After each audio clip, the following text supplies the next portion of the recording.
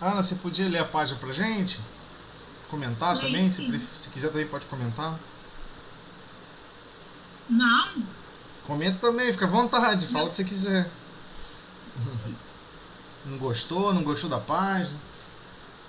não, essa página é bonita, mas a gente que é endividada pô, pode começar Pode sim. do livro Pão Nosso, Opa, mexa aqui. do livro Pão Nosso, capítulo 70 da FEB. Mas ele disse: antes, bem-aventurados que ouvem a palavra de Deus e aguardam. Está em Lucas, capítulo 11, versículo 28. Elogios.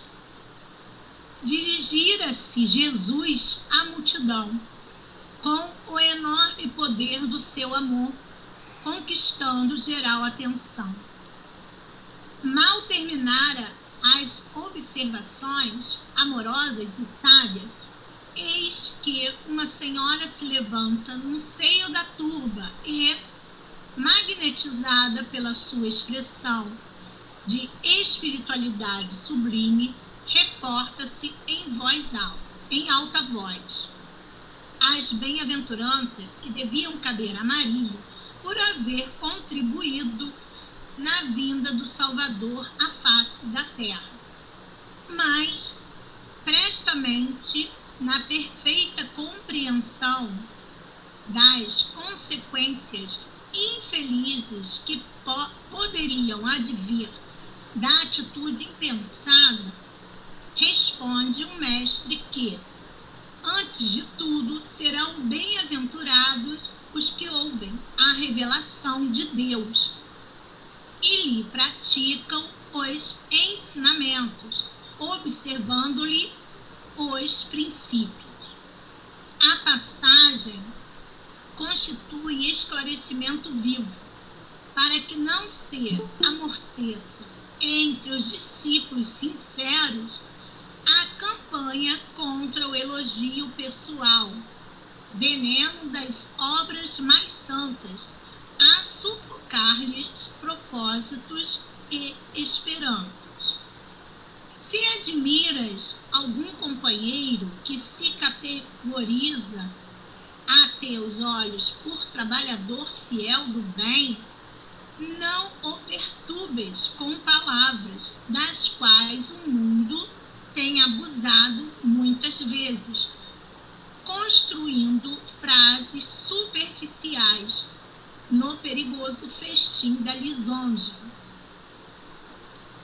Ajuda-o com boa vontade e entendimento na execução do ministério que lhe compete, sem te esqueceres de que, acima de todas as bem-aventuranças, brilham os divinos dons que ouvem a palavra do Senhor, colocando-a em prática.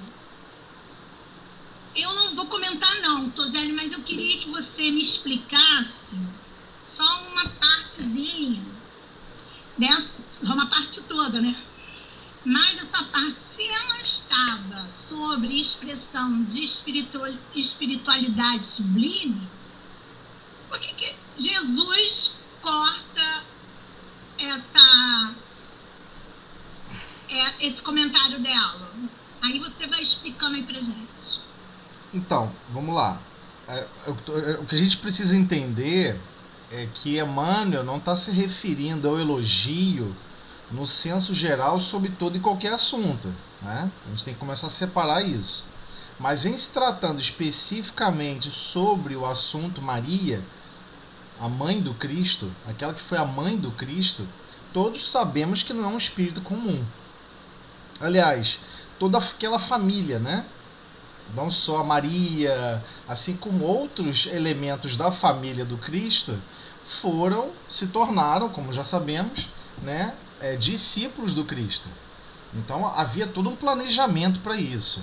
A questão, o que chama a nossa atenção foi ele ter colocado a seguinte frase, que eu marquei aqui em vermelho. Né? mas prestamente na perfeita compreensão das consequências infelizes que poderiam advir da atitude impensada. Ué, como assim consequência infeliz da atitude impensada? É simples. A gente começa a compreender, por exemplo, Chico Xavier não é um espírito comum. Ele está em processo de desenvolvimento durante muito tempo. O próprio Bezerra de Menezes não é um espírito qualquer. Ele está em processo de desenvolvimento. Então, só porque aquela pessoa se tornou mãe dele, só porque se tornou mãe dele, não estou agora falando de Maria, estou falando agora no escopo geral, né? Olhando para o escopo geral, para o desenho geral de tudo, aquelas pessoas que estão realmente mergulhadas no bem, aquele que foi mãe ou pai daquela pessoa, por vezes não tem nada a ver, não tem absolutamente nada a ver com a percepção natural de congruência fácil que aquele outro espírito, que é o filho, emana para o bem, para a verdade, para a ligação com o pai. Então o que ele quis dizer? Olha, não é porque simplesmente a pessoa é mãe, por exemplo, a mãe e o pai de grandes espíritos que estiveram aqui na Terra, dá para citar aqui N nomes, não compreender a missão deles, não compreender a ligação divina que cada um deles tinha. Francisco de Assis não foi compreendido. Foi basicamente deserdado pelos pais. Saiu totalmente nu de casa. Você acha que o pai e a mãe foi atrás dele e falou: meu filho, pelo menos toma esse apoio aqui, ó, toma esse, né? Um pai e uma mãe que realmente sabe amar, iria atrás do filho, Francisco de Assis, iria ampará-lo, mesmo de forma o quê? Sem ninguém saber. Mas ela não estava magnetizada pela espiritualidade sublime, superior? Não, calma. Aí vamos só voltar à frase. E magnetizada pela esse sua aqui, ele está se tratando de Jesus. Tá ok? Magnetizada pela sua expressão de espiritualidade superior, essa sua expressão de espiritualidade superior, ele está falando do Cristo. Ok? Esse sua aqui é do Cristo. Esse sua aqui, ó, pronto, eu botei em maiúsculo. Tá bom? Magnetizada pela sua expressão de espiritualidade sublime, reporta-se. De Jesus. Ela ficou muito impressionada, né, com a expressão de espiritualidade sublime que Jesus manifestava e envolvia todos ali. Então ela que chegou e falou, por uma tradição religiosa, por tradições de herança, de lógica, nunca um filho será tão bom quanto seu pai. Tudo que você tem é originário a partir do seu pai. Havia sempre um link, né? Um elo de ligação entre as famílias nesse aspecto, o que é natural, pensando só do ponto de vista material. Mas aqui Jesus está se reportando do ponto de vista espiritual. Jesus nunca esteve falando para a matéria e para as ligações da matéria. Então, quando ele diz que isso poderia gerar, né? Quando ele comenta que isso poderia gerar consequências infelizes, qual é a consequência infeliz? De que, na verdade, as pessoas, simplesmente por ser pai ou mãe de missionários da Terra, de missionários divinos na Terra, automaticamente eles são espíritos altamente sublimes, e não são. A sublimidade maior que pode existir são todos aqueles que escutam as revelações divinas, escutam realmente os ensinamentos e praticam esses ensinamentos. E, acima de tudo, observando em detalhe que princípio é esse. É um princípio que me impõe humildade, é um princípio que me impõe, né, exercício de benevolência. Ele começa a compreender a raiz daquele princípio de todo e qualquer ensinamento. Então a página, ela não está ligada a você chegar a um filho, uma filha e fazer um elogio. Jesus fez elogios a discípulos. Jesus conquistou o avanço deles no processo de desenvolvimento do apostólico, né, de se tornarem apóstolos, através de elogios, porque vários queriam desertar. A verdade é essa. Quem conhece o livro Boa Nova sabe o que eu estou falando. Existem diversos capítulos que mostram a fragilidade dos apóstolos. E, por vezes, até com a alfinetada de Judas. Né? Não seria por esse motivo que você está vacilante, porque você quer voltar atrás e tomar outra decisão? Porque Jesus chegou a dar um ultimato para eles. Quem quiser realmente, dentro de cada um de vós, ele deixa bem claro, dentro de cada um de vós há um assento que governa o seu destino. Nele você decide sentar, nele o medo ou a coragem. E ele dá o exemplo do gladiador que entra dentro do morticídio, dentro da luta de combate, obrigado, né? Acho que a maioria não sabe disso, né? Mas a maioria dos gladiadores que entravam na arena, não é porque ele por escolha, não. O cara tá entrando por vaidade, ele é presunçoso. Não, se ele não entrar, ele é morto. Ele é morto lá atrás nos acessos ao teatro romano. Então ele não tinha escolha. Mas como é que ele vai entrar? Ele não sabe se ele vai desencarnar ou não. Não, ele não sabe. Ele não sabe. E mesmo assim ele entra. Então ele dá essa comparação no livro Boa Nova. Ele fala, há um assento dentro de cada um de nós que governa os nossos destinos. Ou você decide sentar nele a coragem, ou você decide sentar nele o medo. Se o medo sentar, vai lhe promover a paralisia e nada mais você quer edificar. Ele deixa claro. E falou, decidam-se agora, dá um tempo para eles, é num capítulo chamado Discípulos. Eu não me recordo aqui o número do capítulo, mas depois eu posso enviar para vocês. Aí está naquele capítulo Discípulos, você fica assim, caramba, os discípulos estavam vacilantes? Claro que estavam vacilantes. Porque ele deixou claro, a missão de espalhar o evangelho no mundo não vai ser fácil. Estou enviando ovelhas ao meio de lobos. E será exigido fortemente grandes sacrifícios dos discípulos. Ele deixa claro isso, né? Então, ele não está falando aqui de elogio por elogio, porque Jesus chegou a elogiar várias vezes os discípulos, né? Quando Mateus, na época chamado Levi, né? Quando Levi, o cobrador de impostos, abriu a sua casa e começou a receber os infelizes e a explicar a boa nova e auxiliá-los com relação a medicações, comida, o que fosse, ele era um cara abastado, ele tinha riqueza, ele tinha poder financeiro.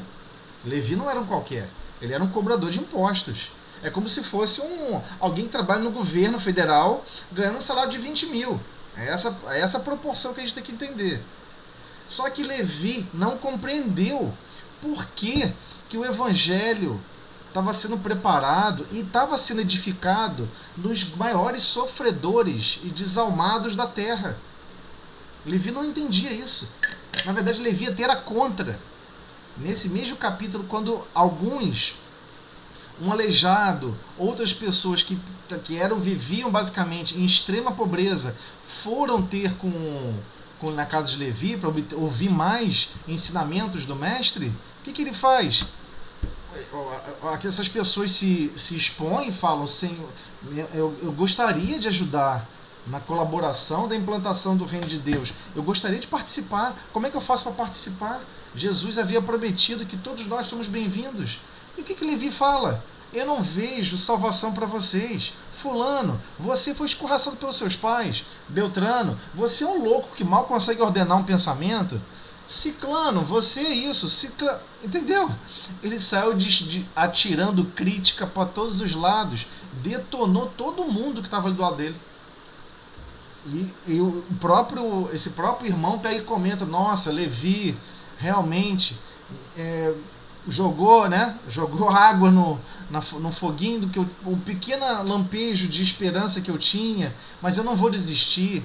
Jesus não nos chamou à toa, eu confio que Jesus comentou, e vamos no próximo ensinamento. E ele vai, e aí eu estou falando que isso é antecedendo o quê?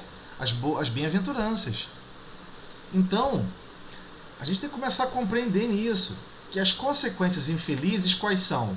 Posição, o que ele está querendo dizer aqui é o seguinte, posição não quer dizer nada. Não quer dizer absolutamente nada. Zero. Você pode ser o presidente da casa espírita, você pode ser o presidente da FEB. Se você não ouve as revelações divinas e pratica os ensinamentos, é a mesma coisa que nada.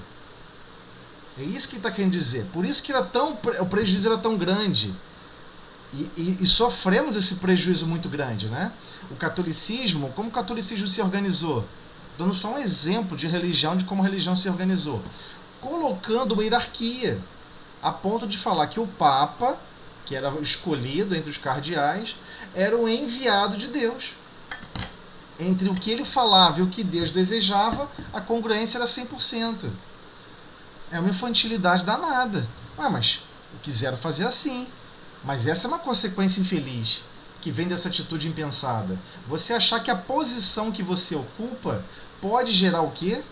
Estabilidade de futuro.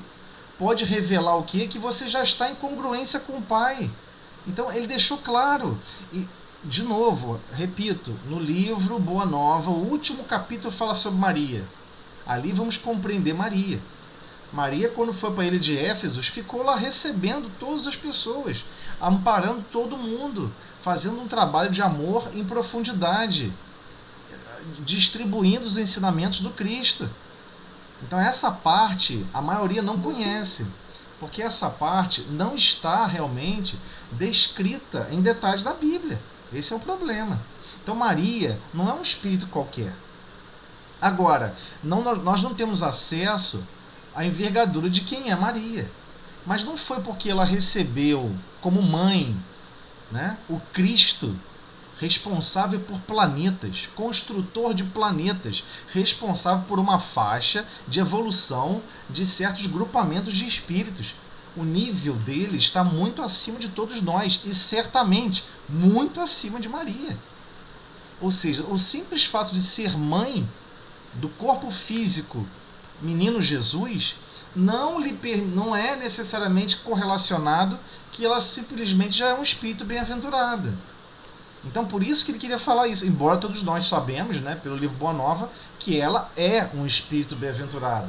Ou seja, ela já é feliz porque ela cumpre a vontade de Deus. Ela já está totalmente relacionada com a vontade de Deus. Mas é um desenvolvimento dela, de Maria, e não foi porque ela foi mãe de Jesus. Mas porque ela também, né, ela teve privilégios. Ela foi a mãe do Cristo. Não, é um espírito que já havia executado um processo de desenvolvimento de milhares e milhares e milhares, quiçá milhões de anos. A gente não conhece a historiografia de Maria. Mas pela mensagem do livro Boa Nova, o último capítulo que fala sobre Maria, a mãe do Cristo, a mãe biológica do Cristo, a gente tem aquela consciência que ela não é um espírito qualquer. Ela não é um espírito qualquer. Ela não se revolta. Ela aceita todos aqueles sofrimentos. Vai para a ilha de Éfesos. Fica lá, junto com a casa que João havia separado. João Evangelista, né? Ela passa o quê?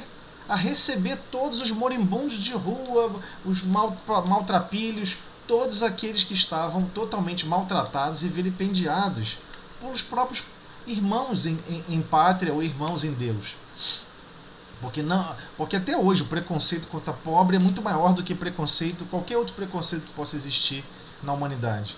Então, cabe a gente repensar essa questão do elogio. Porque ele está falando aqui diretamente, aí depois ele vai expandir um pouco mais, né? A passagem constitui esclarecimento vivo, para que não se amorteça entre os discípulos sinceros a campanha contra o elogio pessoal. Veneno das obras mais santas, a sufocar-lhes propósitos e esperanças. Por que ele chamou que o elogio pessoal ele pode se caracterizar como veneno? Aí vai da experiência aqui de cada um como obsessor. Quem já foi obsessor, levanta a mão. Quem já foi? Você sabe como que você destrói uma outra alma? Como que você destrói o destino da outra alma? Alguém sabe? Elogiando mesmo. É fácil. Sabe o que você faz? Inflando a vaidade. Você tem treinamento do outro lado. Para obsidiar, você tem treinamento. Como é que você faz o treinamento do outro lado? Do outro lado, você aprende quais são os principais abismos que habitam no coração de cada um. E quem está sem orgulho e vaidade dentro do mundo íntimo? Ninguém, todo mundo tem orgulho e vaidade. Então, o que a pessoa faz? Olha, obsidiar é fácil, você tem que soprar. Tudo que ele deseja fazer, você intensifica. Ele quer fazer alguma coisa por um princípio de vaidade, você intensifica. Ele quer fazer alguma coisa por um princípio de orgulho, você intensifica, sopra a brasa, sopra, para ele fazer com muita vontade. Mas mal sabe ele que está indo cada vez mais para a beira do precipício. E, por vezes, Deus permite a queda, porque são lições, são aprendizados. A gente aprende por tentativa e erro. Eu sei que é difícil ouvir isso, mas no que se refere a orgulho e vaidade, o aprendizado é por tentativa e erro. Então, por isso que, às vezes, diversos centros espíritas fecham, diversas instituições religiosas se contaminam, se destroem, são totalmente alterados os princípios e os objetivos, mesmo partindo de um objetivo mais puro. Esse é o grande problema. O próprio, para a gente ter um exemplo um pouco mais sofisticado, o próprio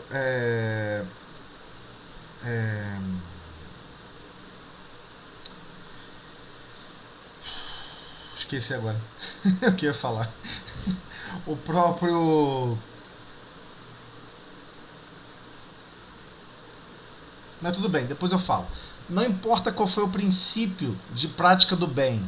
Eu vou montar uma prática do bem de assistencialismo tal, XPTO, não importa o nome. Eu vou montar uma nova estrutura religiosa do máximo de simplicidade. Vamos dar um outro exemplo. Francisco de Assis. Francisco de Assis, quando montou a igrejinha dele, montou pedra por pedra. Tudo rústico, sem nenhum recurso financeiro da estrutura católico-romana, né? E o que ele fez? Montou tudo mais humilde possível. Quando eu digo mais humilde possível, gente, é que fica no meio do nada, no inverno rigoroso, lá dentro você bate dente de frio. Você bate os dentes morrendo de frio lá dentro. Não tem aquecimento, não tem sofisticação, não tem vitral maravilhoso, não tem púlpito lindo. Tudo extremamente simples. E o que eu estou querendo dizer com isso? Francisco de Assis se apegou. Ele se apegou à tarefa, ele achava que era dele. Ele achava que aquela edificação era dele. Quando vários padres e vários irmãos dali, né, chamados franciscanos, começaram a mudar tudo, começaram a botar ornamentos, peças de ouro, isso e aquilo, começaram a transformar e a criar uma indumentária, né, uma forma física da igreja muito parecida com qualquer outra, ele ficou muito triste. Ele ficou muito triste, ficou abatido, muito triste mesmo, porque ele se sentiu traído. Ele se sentiu traído. E tecnicamente, pelo nosso vasto orgulho e vaidade, é traição. É claro que é. Você diz que o princípio tem que ser de simplicidade, de repente alguém quer mudar isso. Isso é traição. É normal. Agora você vai ver, um sentimento, observa só, é um sentimento que ainda habitava em Francisco de Assis. Só pra gente ver como isso é difícil de depurar. E tecnicamente não é de ninguém aquele trabalho. Aquele trabalho é divino, é de Deus. Não é nem de um nem de outro. Então, somente depois alguém que era muito caro ao coração dele pegou e falou: se desapega. Esse trabalho também não é seu. Aí foi aí que ele despertou para a beleza do princípio. Antes ele não tinha despertado para isso, né? Então ele comenta: se admiras algum companheiro que se categoriza a teus olhos por trabalhador fiel do bem, não o perturbes com palavras, das quais o mundo tem abusado muitas vezes, construindo frases superficiais, no perigoso festim da lisonja, da bajulação. Que está falando? Cuidado. Você pode elogiar com a melhor das boas intenções. Eu vou elogiar o presidente do Centro Espírita. Eu vou elogiar o diretor da reunião. Eu vou elogiar... Tudo bem. Por mais que seja um princípio bonito que você acha que você deve fazer essa ação, você tem que tomar muito cuidado com as consequências. Qual será que pode ser a consequência? Eu posso acabar perturbando a pessoa? Eu posso acabar induzindo na mente dele que todos aqueles princípios de percepção da verdade, de capacidade de interpretação, de inspiração pertencem a ele? Porque não pertence. Esse é o problema, não pertence. O texto não nos pertence, a interpretação não nos pertence, até a inspiração de como falar, de como dar exemplos, não nos pertence. A gente não tem como se distinguir o que é pensamento nosso do que não é. Então, o elogio não é válido. O que deveríamos estar elogiando é Jesus de Nazaré. Senhor, muito obrigado por permitir eu perceber esse assunto com essa forma, eu perceber esse princípio divino com essa explicação, que esses trabalhadores que estão intuindo o processo, que estão governando o processo, sejam altamente, né, que recebam bênçãos de recursos para expandir esses trabalhos. É assim que a gente deveria ter no fundo das nossas almas. Mas nós ainda temos um princípio gravíssimo no nosso mundo íntimo. Nós temos um princípio do herói. Nós precisamos de um herói. Nós precisamos ainda, do ponto de vista filosófico, materialista, do papel do herói. Se você não vê um herói, você não acha que é possível vencer certos obstáculos. Né? Foi vendida essa forma de percepção, né? Ou seja, você tem que estar enxergando alguém como um ser humano diferenciado. É assim que surge, né, a admiração, por exemplo, o Chico Xavier. Nossa, ele é um ser humano diferenciado. Ele se tornou o herói do espiritismo. Só que, na verdade, não é muito bem isso. Na verdade, não é isso, na verdade. Né? Ele não é um herói. Ele está executando corretamente a tarefa dele. E somente buscando o histórico da vida dele, você vê o sacrifício que foi. Então, se fosse tudo pétalas de flores e tudo maravilhoso, ele teria escolhido executar essa tarefa? Talvez não. Esse é o problema. Então, Francisco de Assis, você olha Francisco de Assis, por exemplo, largou tudo, virou as costas, vivia dentro de castelo, cheio dos recursos. Isso choca mais do que alguém que veio do nada, numa vida paupérrima, sem nada. E lembrando, mediunidade não é nossa. Mediunidade dos... Algumas pessoas falam assim, não, porque a mediunidade do Chico, a mediunidade não é dele. Não pertence a ele. A única coisa que pertence a ele, pertencia e pertence a ele, é o animismo. São as potencialidades da alma dele. A mediunidade, quem suporta e quem dá o princípio para que tudo funcione é Jesus de Nazaré. Mediunidade com o Cristo, quem está patrocinando a mediunidade é Jesus. Então não existe também mediunidade sem o Cristo. Esse é o problema, a gente não compreende esse detalhe. Então vamos continuar. Então o que a gente deveria estar fazendo? Ajuda essa pessoa. Com que? Boa vontade e entendimento. Ah, mas entendimento do quê? Entendimento de quais são as verdades e quais são os princípios que devemos exibir e executar na prática do bem onde estivermos. Ah, que boa vontade é essa? Ué, a pessoa está carregando um saco de cimento para construir uma parede, você carrega 2. A pessoa está carregando areia para botar para dentro para poder a chuva não levar, para poder expandir uma obra de algum lugar, você lá e cola junto e ajuda com boa vontade a executar aquela tarefa. Então é nesse sentido. E igualmente, a tarefa de divulgação do espiritismo. Ué, então você pega boa vontade e entendimento e auxilia na tarefa de divulgação do espiritismo. Porque essa tarefa não é nossa. É do Cristo. Mas ele nos convida. Ele nos faz acreditar que nós somos grandes coisas para poder divulgar, né, o Evangelho. Mas nós não somos. Nós temos abismos profundos, escombros no nosso mundo íntimo, de pedras de toneladas. Construímos e edificamos orgulho e vaidade, construímos e edificamos uma série de problemas. E todas as vezes que você quer arruinar o lugar, você começa a fazer acreditar que essa pessoa que está à frente só funciona por causa dele. Aí acabou tudo, desgraçou a vida da pessoa. Porque a pessoa acredita. Mas geralmente, quando a pessoa está bem avisada, ela fala assim, não. Isso é obra da espiritualidade superior, isso é obra de Deus. Eu apenas ajudo a arrastar e limpar o chão, mais nada. Arrastar móveis e limpar chão. A pessoa foge do elogio, da lisonja, né, da bajulação, de uma maneira elegante. E tem que fugir mesmo, porque é a verdade. O problema de viver a verdade é isso. A verdade vai sempre deixar claro como está o nosso mundo íntimo. Então, quando ele está falando aqui de elogio, ele não está falando de elogio de forma geral, tá? Ele não está falando de elogio de forma geral. Ah, então eu não vou elogiar minha filha ou meu filho para poder incentivar ele a progredir, melhorar. Não vou fazer isso. Porque isso vai, construir vaidade dentro dele. Não é isso. A página não é sobre isso. Não é. A página está falando especificamente com relação aos trabalhos doutrinários e especificamente com relação aos trabalhos da implantação do reino de Deus no coração de cada um de nós. Agora, se gostamos de ficar na posição sem elogiar, a maioria das vezes é por outro motivo. É por orgulho. Não podemos aceitar que tem alguém melhor do que a gente, mesmo que sejam nossos filhos. E não é esse o objetivo da gente reencarnar. A gente reencarna para se sacrificar, para empurrar os outros para frente. Especialmente se a gente ficar para trás.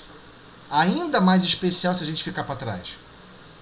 Né? Então a gente precisa absorver com real entendimento, nesse sentido.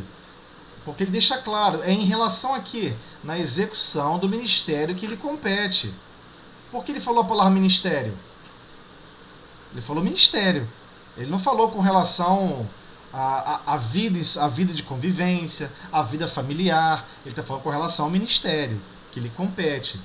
Sem te esqueceres de que, acima de todas as bem-aventuranças, ou seja, acima de todos esses perfis que deixam claro qual é o espírito do futuro, brilham os divinos dons daqueles que ouvem a palavra do Senhor e colocam-a em prática. Então, pouco importa qual é a posição que você ocupa. Pouco importa. Eu recordo bem uma comunicação, não sei de qual livro, agora de cabeça, em que um presidente de uma instituição espírita, se comunicando, estava comentando que a pessoa que ajudava a fazer a limpeza da casa estava numa situação muito superior a dele. Mas muito superior a dele. Quando desencarnaram. Então, entendeu? Esse é o problema. O que você está realmente transformando no seu mundo íntimo? Como você está vivendo a vida? Você está vivendo a vida no modo materialismo / espiritismo? Se você está vivendo no modo materialismo / espiritismo, já deu ruim. Deu ruim. Então, o que você está colocando em prática? O que você está realmente colocando em prática? Você está sabendo amar alguém? Você está sabendo perdoar? Você está sabendo tolerar a imperfeição alheia? Você está dilatando essas potencialidades do seu mundo íntimo como rota de destino, que nós já sabemos que é a rota, só existe esse caminho, a verdadeira caridade. Livro dos Espíritos. Como Jesus compreendia a verdadeira caridade. Benevolência para com todos. Indulgência, ou seja, tolerância para com as imperfeições alheias e perdão das ofensas. Ou seja, ele dá o roteiro de como devemos nos portar para com o próximo. Sem a caridade não há salvação, por esse motivo. Agora, os abismos que andam no nosso mundo interior, que faz com que a gente execute tudo isso de uma forma superficial e sem os verdadeiros sentimentos, aí é aquele estalo que a gente tem, Caramba, eu tenho que modificar o meu mundo íntimo. Eu tenho obrigações para comigo mesmo. Eu tenho que perceber que, por vezes, eu não quero elogiar alguém, não porque eu estou preocupado em alavancar e desenvolver vaidade de terceiro. Não, às vezes eu não estou querendo elogiar por orgulho. Eu não aceito ter alguém melhor do que eu.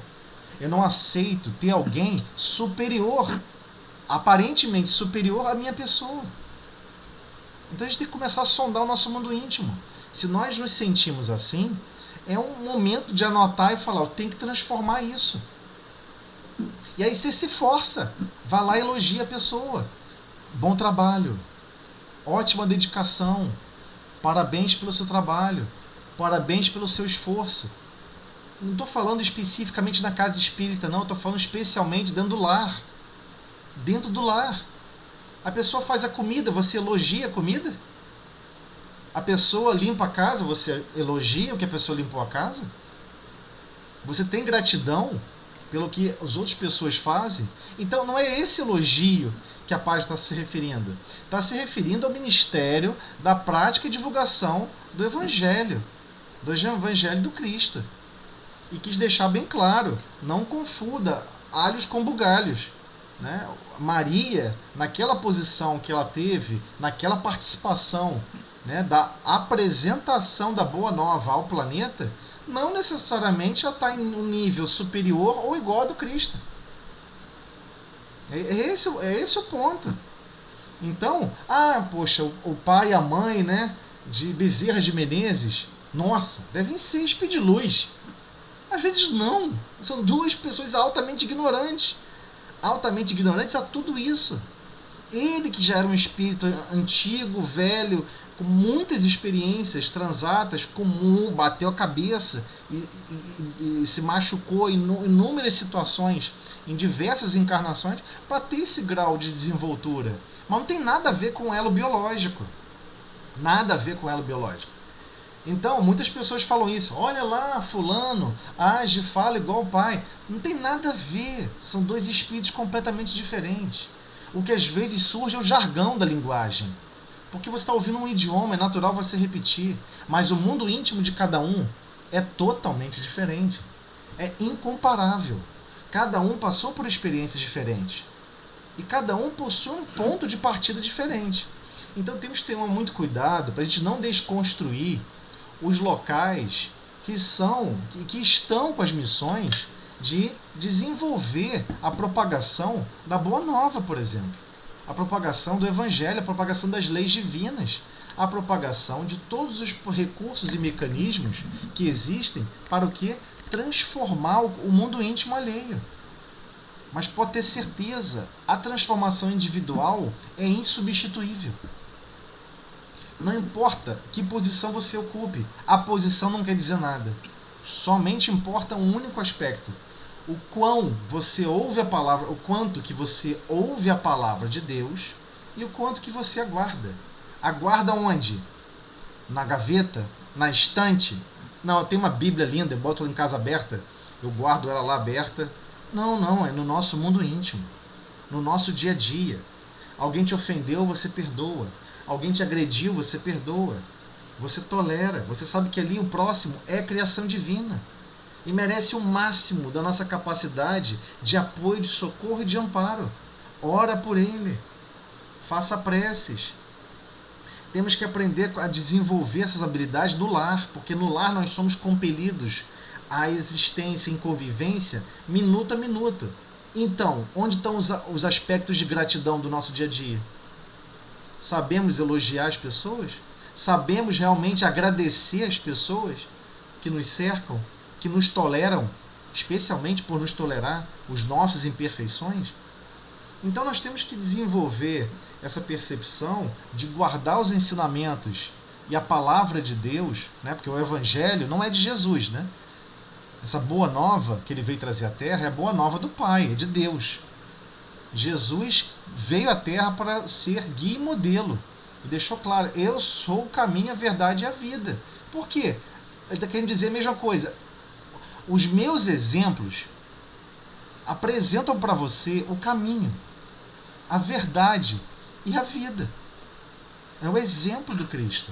De perdão, de bondade, de carinho, de atenção, de zelo, né, de preocupação com os nossos destinos. Então, devemos desenvolver essas habilidades, mas não podemos confundir, ok? Elogios com relação ao ministério de desenvolvimento e divulgação da Boa Nova não tem nada a ver com a nossa capacidade de elogiar potencialidades alheias. Senão nenhuma criança vai se desenvolver no planeta. Nenhuma. Nenhum jovem vai se desenvolver no planeta. Não adianta você botar um jovem para lavar a louça e você não chegar lá e falar assim: nossa, que louça muito bem lavada, parabéns pelo seu esforço, parabéns pela sua desenvoltura. Se você não fizer isso, a pessoa não tem um retorno, que ela carece, que ela precisa. Mas ela não deve precisar disso não. A pessoa não deve precisar disso não, elogia e maltrata as pessoas. Então tá, daqui a um mês ela passa a odiar a tarefa. Você escolhe como vai agir. Então esse é o problema do elogio. A gente vai ter que compreender em relação a que ele estava falando aqui. Ele estava explicitamente falando sobre o ministério de divulgação das leis divinas. Então, ele está falando o quê? De toda e qualquer implantação de aspectos religiosos no planeta. Quer destruir um padre, quer destruir um pastor, faça com que todo mundo passe a elogiar ele, admirar ele. Bastante elogio, bastante bajulação. Ele vai acreditar que ele é o quê? Um enviado de Deus. É um enviado de Deus. Ele e Deus são um só. Aí vai começar a achar que é Jesus. Vai se achar Jesus de Nazaré. E não foi um ou dois na Terra que já experienciou isso. Isso destrói as bases de tudo que é relacionado à verdade. O que a pessoa passa a fazer? Todo e qualquer pensamento que a pessoa tem, eu fui inspirado por Deus. Deus falou através de mim. Me veio uma ideia, e às vezes é comunicação de espíritos que querem destruir o lugar. Surge com uma ideia para destruir o lugar. E a pessoa cede, porque a pessoa acredita que é ele Deus. Então esse é um problema grave. Não existe trabalho em nenhuma instância, sem cooperação. A natureza depende de cooperação. Tudo depende de cooperação. O evangelho que Jesus veio trazer do Pai à Terra precisou de cooperação. Não foi Jesus que saiu correndo por aí espalhando o evangelho. Não foi. Ele precisou da cooperação dos discípulos. Ele precisou da... mas Jesus não precisava disso. Não, mas a lei de cooperação é uma lei. É uma lei universal de Deus. E temos que aprender a cooperar uns com os outros. Porque a implantação do reino de Deus na Terra é coletiva. Teremos sempre que nos preocuparmos que todos os corações da Terra recebam essa boa nova, com muito mais esperança, que sim, vamos conseguir nos libertar dos escombros que construímos no nosso mundo íntimo. Vamos conseguir transformar o nosso mundo íntimo, como Jesus estima por todos nós. Porque Ele apresentará caminhos para nos transformarmos.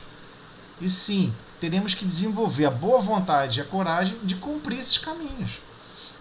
Então, o processo é sutil e a página é muito complexa, como vocês perceberam. Ele não estava falando de algo específico, né? Com relação de forma geral, o elogio. Ele não estava falando isso. Né? Ele estava falando explicitamente aquela posição. Você ocupa uma certa posição, você não é um espírito especial. Mas eu estou ali, agora eu estou responsável por uma tal coisa na casa espírita. Eu estou responsável por tal coisa na igreja. Quer dizer nada. Não quer dizer absolutamente nada. Talvez você esteja fazendo um desserviço. É isso que a gente tem que ficar sempre imaginando. Puxa vida, talvez eu não esteja nem sequer compreendendo qual é a vontade de Deus na posição que eu ocupo. Essa é a verdade. Isso é difícil de aceitar, porque o nosso orgulho e vaidade não permite isso. Então, a posição não quer dizer nada. O que importa é o quanto que você ouve, ou seja, quanto você está disposto a aprender sobre as palavras de Deus, sobre as leis divinas, sobre os projetos divinos, e o quanto que você guarda no seu mundo íntimo para executá-lo, para pôr em prática. Para ser, esse guardar é para ser uma nova escolha. Não, eu já escolhi isso no passado. Agora eu quero escolher aquilo ali que eu acabei de aprender. E vou ver se vai dar certo. Porque eu vou me esmerar, eu vou me esforçar ao máximo, nem que eu tenha que perder os braços e as pernas, mas eu vou me esmerar ao máximo para que eu consiga executar aquela vontade de Deus e não a minha. Então, por isso que é tão sutil. A página é muito complicada nesse sentido. Não está falando de elogios de forma geral. Se a gente não tem capacidade de elogiar o próximo, a gente deve investigar o nosso mundo íntimo. Porque o problema habita em nós. Não é no terceiros, não é com relação ao ministério, com a tarefa divina, é com relação ao nosso mundo íntimo. O nosso orgulho não aceita que outra pessoa possa ser superior. Eu penso justamente o contrário. Eu adoro ser cercado de todo mundo que é superior. Todo mundo escolhe e diz como tem que fazer as coisas. Eu adoro isso. Sabe por quê? Porque a pessoa vai viver com a consequência. Foi ela que escolheu, não fui eu. Eu adoro. Eu adoro ter 20 pessoas, os 20 se acham superior que todo mundo. Que todo mundo é humanidade. É a melhor coisa, você fica tranquilo. Caramba, tem 20 ali, ó, que tem certeza do que estão fazendo. A pessoa não tem dúvida, nunca tem dúvida de nada. É o melhor dos mundos. Ah, mas aí você não está colocando o seu ponto de vista. Não tem como você ganhar, às vezes, numa discussão com alguém. A pessoa tem certeza absoluta do que está fazendo. Então, vamos lá, vamos ver a consequência. A história, o tempo nos educa, né? Deus nos educa com o tempo. Mesmo diante desse cenário, né, de precariedade que ainda está no nosso mundo íntimo. Então temos que compreender, saber elogiar as pessoas no momento certo, na hora certa, saindo desse ambiente, ambiente do lar, ambiente do trabalho. A pessoa começa a executar uma boa tarefa, está executando bem o trabalho, você não elogia. Você não tem coragem de elogiar a pessoa que está trabalhando bem com você. Então tem um problema sério, é em você, não naquela pessoa que está se esforçando, está se esmerando, está tentando fazer dar certo e está se esforçando ao máximo.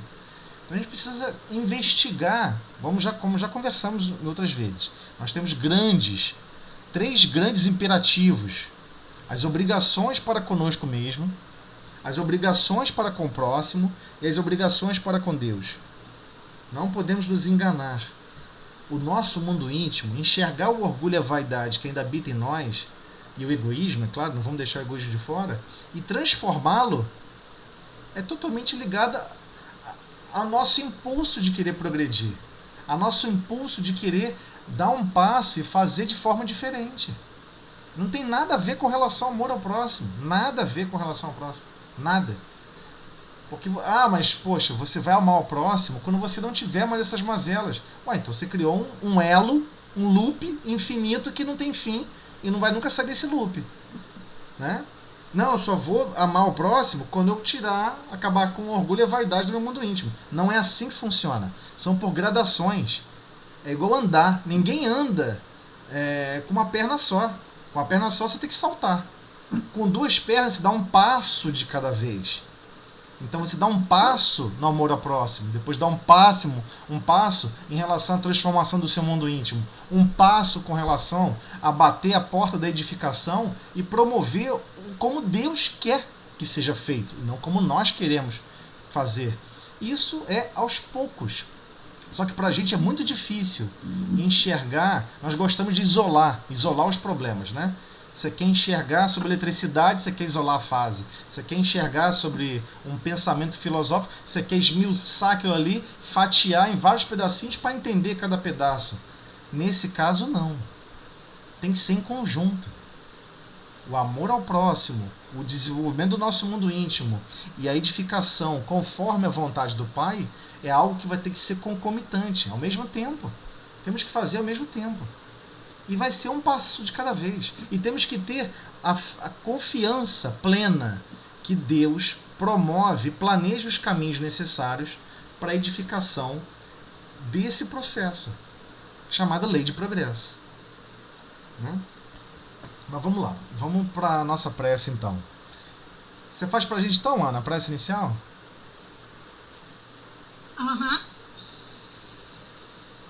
Senhor Jesus, agradecemos aqui participando desse estudo, que possamos, Senhor, interiorizar esses ensinamentos e estarmos atentos a conhecermos a nós mesmos. Agradecemos hoje e sempre. Muito obrigada. Com esta prece, pedimos para dar por iniciada a reunião do estudo do Livro dos Médios, segundo a tua paz e harmonia. Que assim seja. Então vamos lá, gente. Eu vou abrir uma nova... Então vamos continuar. Então, só para recordar, né, aquelas pessoas que não estão acompanhando de repente direto, só para poder atualizar o capítulo que nós estamos, nós iniciamos um novo capítulo, né? Na verdade, iniciamos até mesmo a segunda parte, que se chama das manifestações espíritas. Então, no capítulo 1º, da ação dos espíritos sobre a matéria. Aí, pessoal, aqui é estudo, tá? Fica à vontade, pode interromper, não entendi, isso aí não tem sentido nenhum. Acho que está tudo errado. Vamos seguir aquele raciocínio de Kardec, né? Melhor rejeitar 99 verdades do que aceitar uma mentira. Frase de Kardec, né? Então precisamos realmente alimentar essa ideia de compreender em detalhes. Então, retornando aqui, só fazendo um comentário rapidinho aqui do item 55, Então nós compreendemos então que a composição, né? Deixa eu voltar um pouquinho mais. A composição de todos nós, né? Como nós nos estruturamos, nós temos, quando estamos encarnado, chama-se alma, ou espírito, que é o princípio inteligente e a sede do senso moral, ou seja, onde habita realmente seu senso moral. Deixa eu botar aqui mais um link que eu me enrolei aqui. Desculpa. Eu não copiei o último link aqui para outra pessoa. Só um minutinho. Aqui foi. Acho que é isso. Isso, foi. Então, só para uma revisão rápida. Nós já compreendemos que somos, então, que estamos quando estamos no corpo físico, nós chamamos de alma, o espírito, e espírito quando estamos fora do corpo físico. Mas o espírito em si é essa essência, esse princípio. O corpo físico é o invólucro mais grosseiro e o perispírito é esse envoltório fluídico, semimaterial, que serve de ligação entre a alma e o corpo. Então o que conecta a gente ao corpo físico é o perispírito. Ok? Então nós passamos isso no 54. No 55 nós compreendemos que o espírito é algo que a gente não sabe definir, mas ele é o princípio intelectual e moral. Então o princípio intelectual e moral habita no espírito, não no corpo físico. Ah, então quer dizer que não tem nada a ver. O cérebro de Einstein, o cérebro de uma pessoa super inteligente é igual ao meu, é exatamente igual ao seu. A diferença é que aquele espírito possui uma experiência, às vezes, de 300 mil encarnações à sua frente. E ele está ali como processo, como alavancador, né, do processo de evolução do planeta, que é decidido pelo Cristo. Chegou a hora de alavancar os princípios da eletricidade. Só para lembrar vocês, quem não conhece, tudo que habita hoje na casa de vocês estão olhando aí a lâmpada, ventilador, um monte de motor funcionando, motor de geladeira, chamada corrente alternada, né? AC, Alternated Current. Então, essa corrente alternada, quem desenvolveu foi um cara chamado Nikola Tesla. O cara que tem mais patente da história da humanidade no nome dele. Por que eu estou falando dele? Porque ele relata no livro dele que ele olhava assim para o lado, ia para uma praça às vezes, jogar milho para pombo, aí sentava na praça, olhava para o lado, ele enxergava uma máquina funcionando. Ele corria em casa e começava a desenhar a máquina. O cara era médium divino aí para alavancar a humanidade. E esse princípio, claro, não é qualquer um que vai olhar uma máquina que ninguém nunca viu no mundo e vai compreender como ela funciona. Então havia ali uma correlação direta. Aquilo poderia ser até um princípio de, até mesmo um aspecto de lembranças, que ele tinha capacidade de interpretar, enxergar aquela máquina, né? E compreender como ela funciona e para que funciona. Então, só para dar como exemplo, né, essa parte chamada intelectual. E o mesmo com relação à parte moral. A parte moral habita no espírito. Ah, poxa, os pais, fazendo conexão com a página inicial, né? Ah, os pais de Chico Xavier devem ser pessoas maravilhosas. Porque Chico Xavier é um espírito maravilhoso. Não, às vezes tem nada a ver. Tem nada a ver. A parte moral é arcabouço do histórico de desenvolvimento do espírito. Então, se alguém um dia perguntar assim, qual é o seu objetivo aqui na Terra? Implantar o reino de Deus no meu coração. O que isso significa? Desenvolver o amor e a sabedoria. É esse o princípio. É esse o principal foco nosso. Então, isso fica em nós. O desenvolvimento intelectual e moral fica em nós. É patrimônio. Isso não quer dizer que a gente pode usar em qualquer encarnação. Aquela encarnação, se a gente não puder lembrar e não puder utilizar, nos é removido essas potencialidades do espírito, abafando pelos recursos fluídicos do perispírito, daquele projeto reencarnacional, reencarnacionista que foi implantado, né? O projeto daquela reencarnação específica. Por vezes pode ser abafado. E por vezes pode ser abafado de maneira até mais grosseira. Mas voltando aqui, para fechar os 56, para a gente voltar para... Então, o que ele fala sobre o perispírito? O perispírito também não pensa, ele é uma matéria. ok? O perispírito não pensa, ele é uma matéria. Ele é para o espírito o que o corpo é para o homem, o agente ou o instrumento de sua ação. Então ele vai continuar falando aqui do perispírito, por isso que era importante revisar aqui esse trechinho, porque o perispírito faz, portanto, parte integrante do espírito, como o corpo faz do homem. Né? Ou seja, é um outro uniforme que nós utilizamos para estar nos manifestando fora ou no corpo físico. Seja espírito desencarnado, ele precisa do perispírito para estar se manifestando no mundo espiritual. Circunvizinhos aqui a parte mais grosseira da matéria. Precisa desse perispírito, senão não há como. Então, voltando agora no item 56. Tá bom o tamanho de letra, pessoal? Eu nem perguntei se o tamanho da letra está adequado. Eu posso aumentar um pouco mais, peraí. Aumentar. Tá bom? Mas eu não estou em celular, né? Quem tiver no celular pode falar aí. Se tiver pequeno, tá bom esse tamanho? Alguém? Sim. Sim? Então vamos lá. Item 56. Ele tem a forma humana. Ele quem? O perispírito. Né? O perispírito não pensa. Ele, o perispírito, tem a forma humana. E quando nos aparece, é geralmente com a que revestia o espírito, na condição de encarnado. Então, Kardec está mostrando um histórico de vivência dessas materializações, ok? Os espíritos que se materializaram para ele. E falando, quando ele aparece na condição de como ele era encarnado, até mesmo para ser reconhecido, né? Daí se poderia supor que o perispírito, separado de todas as partes do corpo, se modela de certa maneira por este e lhe conserva o tipo. Entretanto, não parece que seja assim. Olha só. Daí, voltando aqui a frase para a gente não se perder. Daí se poderia supor que o perispírito, separado de todas as partes do corpo, se modela de certa maneira. Vai moldando por este e lhe conserva o tipo, como se o espírito conservasse naturalmente aquela última forma humana. Entretanto, não parece que seja assim. Então Kardec já adianta. Não é necessariamente assim. Com pequenas diferenças... Todo mundo entendeu essa frase aqui, gente?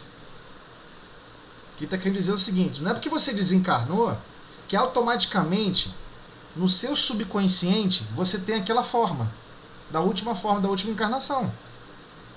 Quem já se olhou no espelho e não se reconheceu em algum dia da vida? Já deve ter acontecido com alguém. A pessoa se olha no espelho, meu Deus, você bota até a mão no rosto, porque você acha que você não é você. Quem é sonâmbulo, então, às vezes toma esses sustos, né? Você olha pro espelho e você toma um susto. Quem é essa pessoa? Você não se reconhece, não tem essa memória. Ainda mais que você acabou de acordar, né? Então, não necessariamente porque você se afastou do corpo físico, você se emancipou do corpo físico, você vai se manter naquela forma física. Não quer dizer também, porque você acabou de desencarnar, que você vai escolher permanecer naquela última forma física. Ok? Lembrando, o perispírito é altamente o quê? Fluido, o perispírito é altamente moldável. E ele está intimamente ligado ao nosso psiquismo, a nossa forma de pensar, ou seja, a essência do espírito. Então, se em essência você se enxerga, no seu subconsciente, você tem outra constituição, é aquela constituição que você passa a habitar. Às vezes nem o nome você quer usar o mesmo. É sério, tem pessoas que desencarnam e não querem mais usar aquele último nome, escolhe outro. Um outro nome que ela se reconhece. Totalmente natural. Então é disso que está falando essa frase aqui. Ele continua. Com pequenas diferenças quanto às particularidades e exceção feita das modificações orgânicas exigidas pelo meio em o qual o ser tem que viver, ou seja, tirando esse de lado, né, independente da região que você está vivendo fora do corpo físico, a forma humana se nos depara entre os habitantes de todos os globos. Ok? Pelo menos é o que dizem os espíritos. essa, igualmente, a forma de todos os espíritos não encarnados, que só tem o perispírito. Então a pessoa não desencarnou e vai parecer um alienígena da invenção humana. Ele não vai parecer, vou parecer um verdinho de cabeça triangular. Não acontece isso. Tem aparência humana. Até mesmo em outros planetas. Marte é habitado. Júpiter é habitado. Lógico que Júpiter o perispírito lá em Júpiter é altamente mais depurado. É um planeta muito superior à Terra. A encarnação em Júpiter leva 500 anos em relação 500 anos, quer dizer, 500 rotações em volta da Terra, em volta do planeta, em volta do Sol, contando do planeta Terra, né? A nossa contagem de anos é prisioneira a esse planeta, né? Então aqui o que vale mais ou menos 500 anos de rotação da Terra em torno do Sol é o tempo de encarnação, por exemplo, em Júpiter, ok? Então é óbvio que o perispírito é diferente, as necessidades do perispírito é diferente, as necessidades do corpo que ele vai assimilar na experiência que ele precisa executar é diferente, né? O mesmo em Marte, né? Quem quiser ver uma descrição mais detalhada, tem um livro do Irmão X, que é o codinome de Humberto de Campos, um livro chamado Novas Mensagens. Ele narra, ele esteve visitando Marte, como cada um ali habitava naquela frequência daquela matéria, né? Então isso ele está falando. E ele relata o aspecto humano, 2 braços, 2 pernas, né? Tudo normal, similar ao aqui da Terra. Há com que em todos os tempos se representaram os anjos, os espíritos puros. Devemos concluir de tudo isto que a forma humana é a forma tipo de todos os seres humanos, seja qual for o grau de evolução em que se achem. Mas a matéria sutil do perispírito, é isso que a gente estava falando, não possui a tenacidade nem a rigidez da matéria compacta do corpo, né? Que tenacidade é em termos de resistência mecânica, né? E igualmente a rigidez do corpo físico, né? Ele está falando que isso é uma matéria diferente, muito menos a matéria está nesse nível de compactação que estamos aqui. Se assim nos podemos exprimir, flexível, expansível. Agora está falando diretamente do perispírito. Se assim nos podemos exprimir, flexível e expansível, de onde resulta que a forma que toma, conquanto decalcada na do corpo, não é absoluta. Amolga-se à vontade do espírito, que lhe pode dar a aparência que entenda, ao passo que o invólucro sólido lhe oferece invencível resistência. Então, quando algumas pessoas gostam de falar a seguinte frase: o espírito quando reencarna, ele está prisioneiro a uma forma física. É a mais pura verdade. Não tem uma expressão mais bonita do que isso. Você não pode interagir como você interagia antes de reencarnar com o corpo físico. Porque quando você estava fora do corpo físico, a vontade do espírito é o único diferencial que vai dar a forma que você bem entender. Então quer dizer que é por isso que espíritos zombeteiros, brincalhões, assustam as pessoas, né? Por vezes vai ter uma aparência de um monstro, de um chifrudo, de um isso, com uma pessoa com tridente. A pessoa imagina monstros, né? Ou busca lá a receptividade das memórias dos mundos inferiores, e a pessoa quer viver aquela experiência de dar um susto em alguém. Então o que ele faz? Ele molda o perispírito dele para dar um susto naquela pessoa. Então, às vezes o médium comenta: nossa, eu vi um monstro assim horroroso. Lembrando que, por vezes, de tanto empreender no mal, de tanto maltratar essas potencialidades, que gastam energia, né, de graça, né? Se é matéria e nós não produzimos essa matéria, isso não é de graça, né? Tudo tem um preço na vida. Temos que responder pelos nossos atos, né? Então, por vezes, esses irmãos ficam prisioneiros em formas físicas desgraçadas, né? Não conseguem retornar. Alguns perderam a potencialidade de falar, se arrastam sem braço, sem perna. É uma situação de extrema calamidade que a alma pode se autoimpor, ou seja, que o espírito pode impor ao seu próprio perispírito, por resistência e persistência no mal. A pessoa cisma de persistir no mal. Então é lógico que existe, né, as leis naturais que obedecem à vontade daquele espírito. Se você quer fazer isso, fica à vontade. É isso que acontece. Vai lá, ó. E ele percebe, mas mesmo assim está obstinado, às vezes, no mal, e é isso que acaba desenvolvendo, né?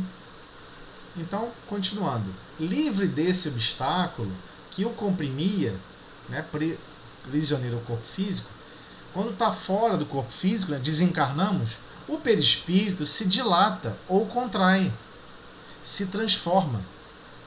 Presta-se, numa palavra, a todas as metamorfoses de acordo com a vontade que sobre ele atua.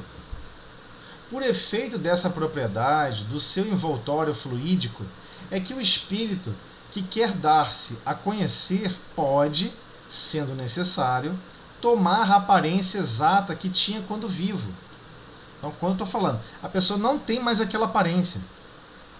Ela não aparece, ela não tem mais aquela fisionomia. Mas se ele aparecer materializado, ou por um processo de vidência, né, mediúnico, vidência mediúnica, né, você nunca vê o médium nunca vê o espírito.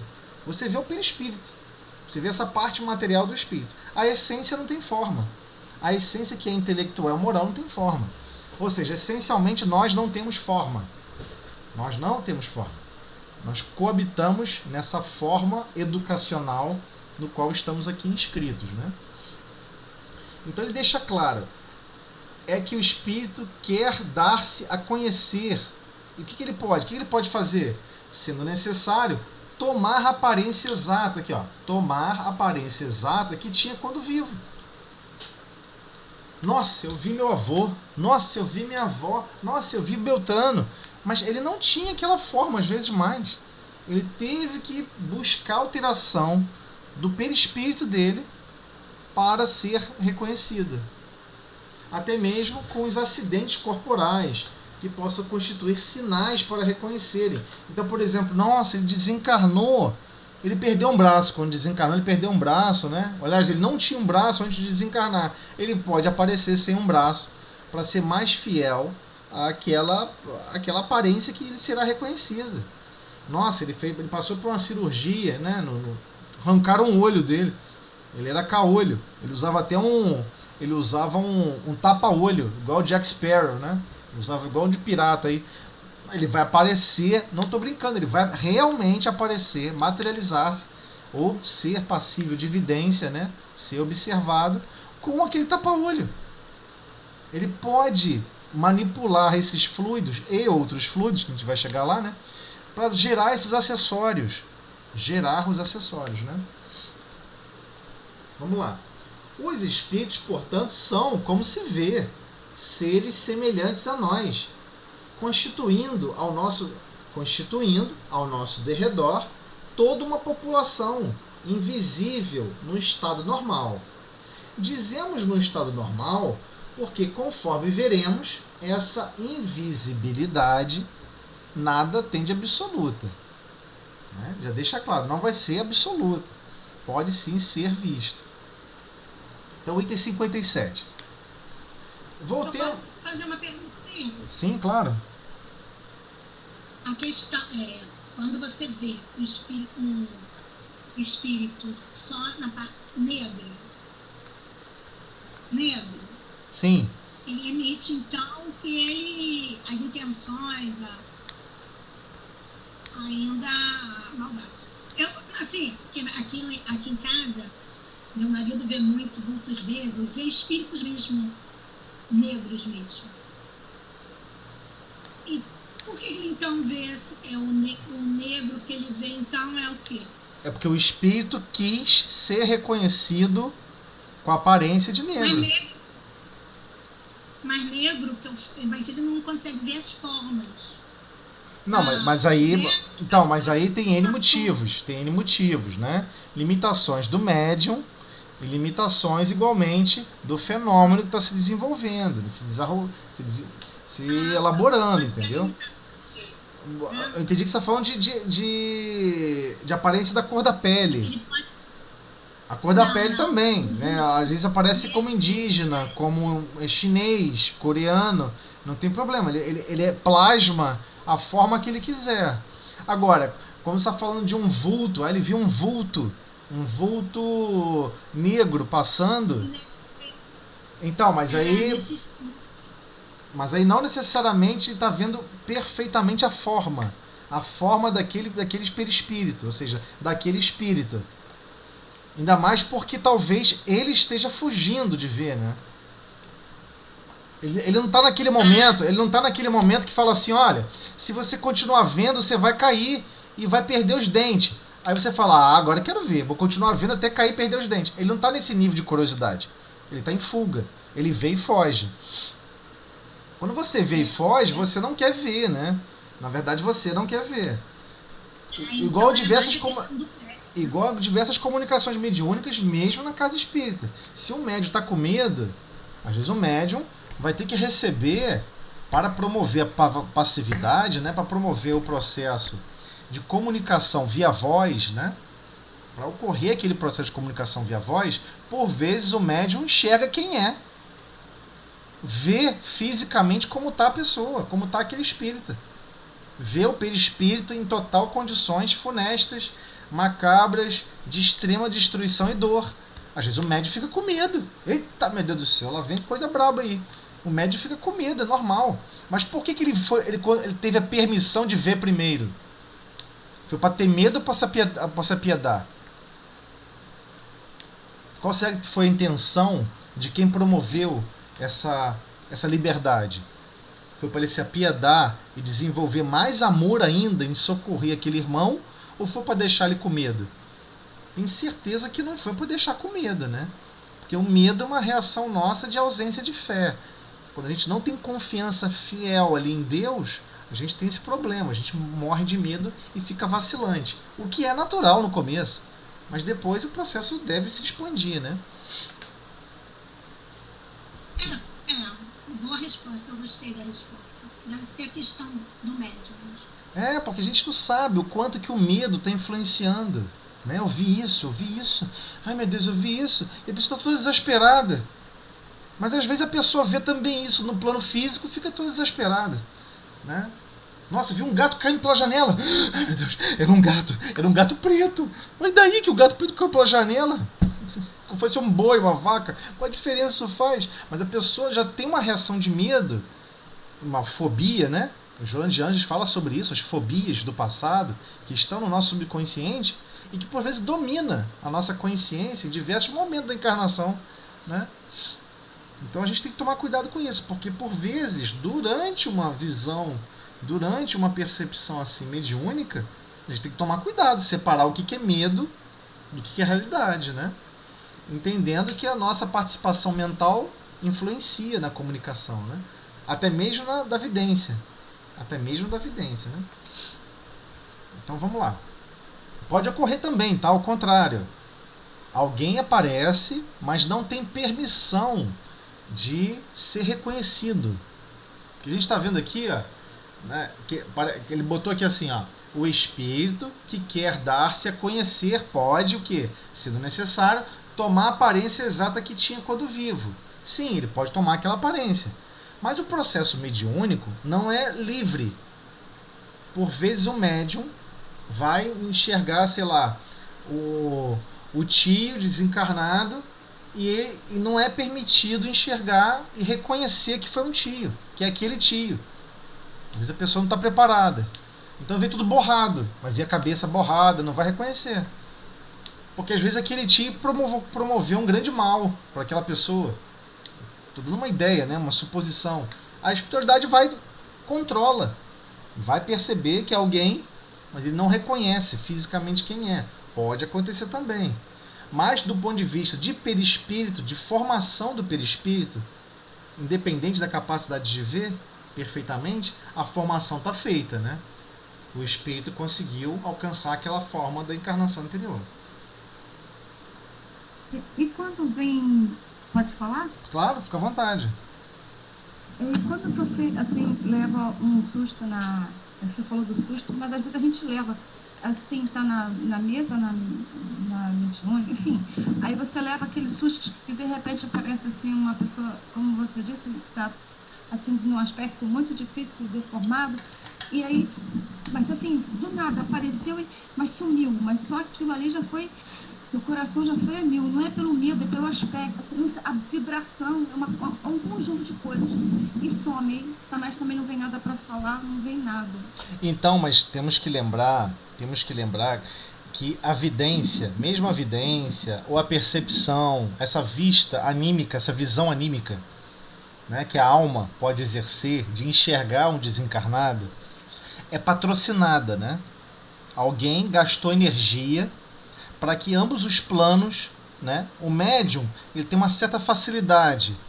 E aquele outro plano precisa descer para o nível mais bruto, para o médium poder enxergar. Então, alguém está gastando energia ali para você poder ver, para você ter essa percepção.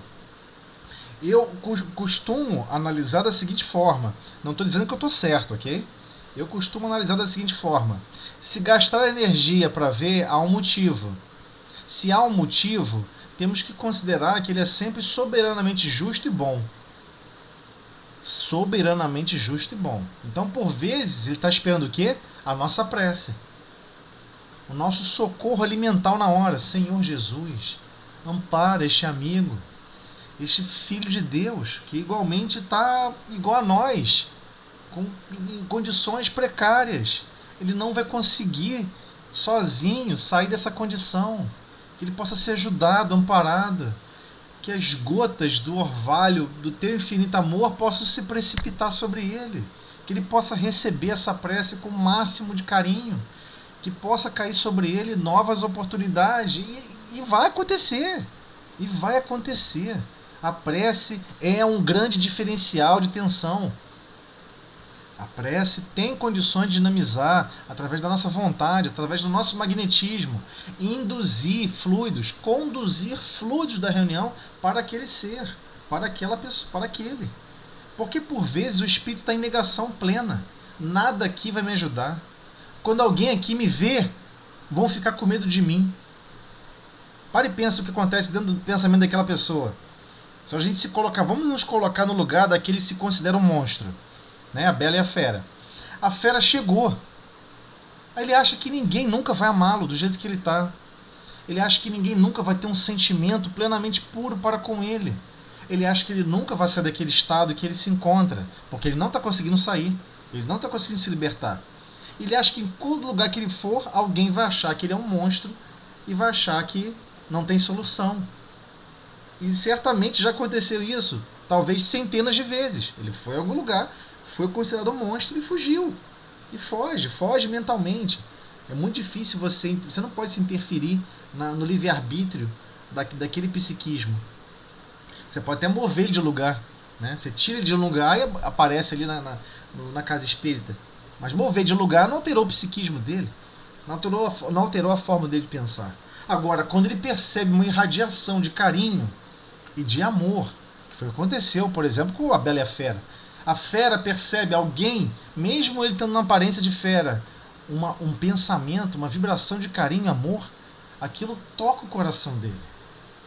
Faz ele baixar as guardas, faz ele ter esperança, faz ele ter uma nova expectativa, que é possível sim, e que Deus nos ama a todos, e que aquele que é o mais desgraçado, mais endividado, mais complicado com a lei divina, é aquele que mais Deus se preocupa, e aquele que mais Deus estima o retorno à casa do Pai. Então é isso, a gente tem que, é esse o ânimo que a gente tem que animar quando isso acontece. É claro que de início toma um susto, né? É claro que de início toma um susto. Mas por isso que é importante a gente estudar sobre isso. Nós temos que ir com o nosso psiquismo preparado. Se parecer um batalhão de monstros, se parecer um monte de dinossauro, temos que estar preparado, né? Ah, eu não gosto de ver filme de terror, não gosto de ver filme de não sei o quê, porque me deixa com medo. Então, mas por vezes o medo tem a ver com o psiquismo do nosso passado, está no nosso subconsciente. Mas quem está ali realmente mergulhado nos princípios do Cristo, sabendo quem é Jesus, E você sabe que Jesus está coordenando diretamente aquele minuto da reunião. Tem um exército, um batalhão de espíritos superiores que estão ali igualmente representando Cristo. E estão ligados com o pensamento do Cristo. Ou seja, está coabitando naquele momento. O que ele espera de cada um de nós? É como se estivesse na beira de um prédio, tem um fosso lá no fundo e tem um buraco escuro. Ele fala, pula. Mas eu tô com medo. Pula. Aí pula. Pula primeiro. Antes de pedir, então, pula primeiro. Então nós temos que desenvolver a boa vontade e a coragem. A maioria sempre lembra de falar da boa vontade. Só que nessas horas nossa coragem também é necessária. A coragem de não se assustar, às vezes é uma questão de prática. É a quantidade de monstros que você já viu. É a quantidade de problemas que você já viu. Mas daqui a 3, 4, 5, 6 ou 7 mais, acabou. Acabou. Nada mais vai te surpreender. Não te surpreenderá. Mas aí vem o quê? A coragem de persistir com os pensamentos que Jesus estima que possamos elaborar uns para com os outros. É esse o dilema, né, que todos nós estamos vivenciando, na mesa mediúnica e fora dela. Porque não podemos esquecer que por vezes estamos assim também fora do corpo físico. Por vezes somos convidados a ir em regiões de extremo sofrimento, de extremo dor. Está fornecendo graus de possibilidade de comunicação. Tem gente que fala assim, nossa, eu sonhei que a gente estava numa reunião mediúnica, fora do corpo físico. Que engraçado, né? Minha mente cria cada peça. Não, sua mente não criou peça nenhuma. Mediunidade existe quando nós também estamos fora do corpo físico durante o sono. Quando se emancipa através do sono, do corpo físico, o princípio de mediunidade não termina, não. Da mesma forma que os espíritos, que nós consideramos de extremo amor, que está ali presente na reunião, fisicamente observando minuto a minuto em detalhes, atuando minuto a minuto, eles estão continuamente sendo médiuns do Cristo, executando a vontade do Cristo. Por vezes há um momento de ápice, as pessoas veem, né, quase caindo igual uma chuva, de pétalas maravilhosas, tocando as pessoas, transformando tudo. Mas da onde veio aquela energia?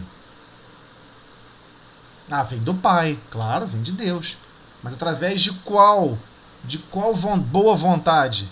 Da boa vontade do Cristo. É essa a grande escala do processo. Então a gente tem que desenvolver essas habilidades. Não fique preocupado se ficar com medo. É normal ficar com medo. Eu até acharia estranho se você não ficar com medo. Nossa, a pessoa é um psicopata, né? Essa médium já andou por aí meio psicopata. É normal ter medo, né? É totalmente natural. O que a gente tem que se dedicar, né, é desenvolver cada vez mais essas potencialidades de boa vontade e coragem. Se você der boa vontade e coragem direcionados para a condição certa, para o caminho certo, o único resultado é progresso, né? Consciente. Então vamos lá. Esse de 57 é pequenininho, acho que dá tempo pra gente fechar, hein? Mais alguém quer fazer alguma pergunta, falar alguma coisa? Alguém? Não? Então vamos lá. Item 57. Esse de 57 é muito legal. Olha só. Voltemos à natureza do perispírito. Pois que isso é essência... Oi? Queria fazer uma pergunta. Sim, pode fazer. Em relação às pessoas que são cremadas, como fica o perispírito? Fica mal. Fica mal, meu camarada. Fica difícil. A espécie superior tenta de certa forma, todo e qualquer tipo de recurso para amparar o espírito de não sentir aqueles princípios, né? Por que eu estou te falando isso? Isso foi até uma orientação até de Chico Xavier, porque ele já conversou com diversos espíritos desencarnados e até espíritos que, enfim, tinham até uma envergadura moral, uma certa evolução moral, mas por hábitos familiares tinham o hábito de pegar e cremar o corpo físico, né? Só que quando você está cremando o corpo físico, qual o problema? Você não sabe quanto tempo levou ou leva para aquele espírito se emancipar, realmente se desligar 100% do corpo físico. Então, Chico Xavier chega a comentar que leva em torno de 72 horas. 72 horas para o espírito poder se desligar, né, realmente daquele último uniforme, o último uniforme de trabalho. E nós vamos entender isso, o porquê disso. Porque, na verdade, o espírito se manifesta no corpo físico através do perispírito. Mas isso não quer dizer que o perispírito automaticamente se desapega do corpo físico, né, quando ocorre o fenômeno chamado morte do corpo físico, né? Então, ainda às vezes existe algum elo e ele vai sentir, né, o processo de queima, né? Então, o que ocorre? Por que eu estou comentando isso? Porque Chico uma vez narra uma história de uma irmã muito bondosa, muito carinhosa, que chegou, né, a passar pelo processo de cremação, mas durante o período de cremação, sabiam que iam executar a cremação. Vários irmãos, familiares, várias pessoas muito amorosas a seu coração ficaram ao redor dela, orando, pedindo ajuda, emanando tudo quanto é tipo de vibração, manipulando tudo quanto é tipo de fluido. Mas só que fogo é fogo, né? Fogo não é brincadeira, não. Então o fogo, quando estava consumindo o corpo físico dela, ela sentiu uma certa ardência ainda e teve uma sensação ainda de queima do corpo físico. Ou seja, até um pouquinho do que a gente chama de dor, né? Porque o princípio de percepção de dor, que é ligado ao nosso sistema nervoso central, né, ele está direto a quem conecta esse sistema nervoso central é o perispírito. Mas isso não quer dizer que o perispírito já largou aquele 100%, já não fez esse desenlace automático, né? Então, Chico Xavier recomenda, né, no mínimo 72 horas. Eu recomendaria nunca, né? Nunca. Já que todos nós somos um pouquinho meio suicida, né? Ficou muito tempo dormindo até tarde, ficou maltratando muito o corpo físico. À medida que a gente vai maltratando muito o corpo físico, nós estamos queimando energia, chamada fluido vital, que realmente todos nós recebemos antes de reencarnar, né? Para X anos que foi planejado. Mas às vezes a gente maltrata tanto que faz X menos 10, X menos 12. Então é muito raro alguém desencarnar no planeta Terra sem ser um pouquinho suicida, entendeu? E aí qual é o problema disso? Aquele excesso de energia, de fluido vital, cria ainda ligações entre o perispírito e o corpo físico. Ainda mais se nós temos uma consciência altamente materialista. Aí ferrou tudo. Nossa ligação é profunda, né, com o corpo físico. Espero que isso tenha esclarecido esse aspecto aí para você. Tudo bem. Beleza. Obrigado. Falou. Então vamos lá. Item 57. Voltemos à natureza do perispírito. A natureza, como fosse constituição física. Qual é a constituição? Qual é a natureza do perispírito? Pois que isto é essencial para a explicação que temos de dar. E isso é essencial para todos os fenômenos mediúnicos. Dissemos que, embora fluídico, o perispírito não deixa de ser uma espécie de matéria, o que decorre do fato das aparições tangíveis, a que voltaremos. Sob a influência de certos médiuns, tem-se visto aparecerem mãos com todas as propriedades de mãos vivas, que, como estas, denotam calor, podem ser palpadas, oferecem resistência de um corpo sólido, agarram os circunstantes e de súbito se dissipam, quais sombras. A ação inteligente dessas mãos, que evidentemente obedecem a uma vontade, executando certos movimentos, tocando até melodias no instrumento, prova que elas são parte visível de um ser inteligente invisível. Então, na época de Kardec, estava sendo patrocinado um nível de mediunidade altamente intenso e altamente de materialização, né? Então, a tangibilidade que revelam, a temperatura, a impressão, em suma, que causam aos sentidos, porquanto se há verificado que deixam marcas na pele, que dão pancadas dolorosas, que acariciam delicadamente, provam que são de uma matéria qualquer. Ou seja, se aquela mão materializada, você percebe calor, se você apertar com força e tirar, você vê a marca dos dedos, né? Da circulação sanguínea voltando, onde a pessoa pegou. Se dá um tapinha, aí tem uma percepção de dolorosa. Se acariciam, né?